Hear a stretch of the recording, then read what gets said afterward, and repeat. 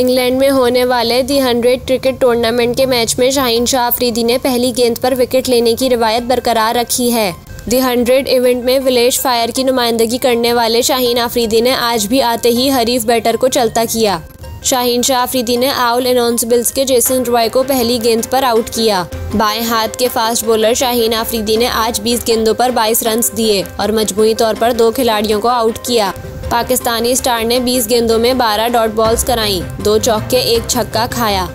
इसके अलावा Pakistani fast bowler Haris Rauf भी विलेश फायर की टीम का हिस्सा थे। उन्होंने 20 गेंदों पर बगैर कोई विकेट हासिल किए 27 रन दिए। विलेश फायर और आउल इनॉन्सिबल्स के दरमियान खेले जाने वाला मैच टाई हो गया। विलेश फायर ने पहले खेलते हुए 6 विकेटों पर 138 रन बनाए थे, जबकि जवाब में इनॉन्सिबल्स की टीम ने भी 7 विकेटों पर 138 रन बनाए।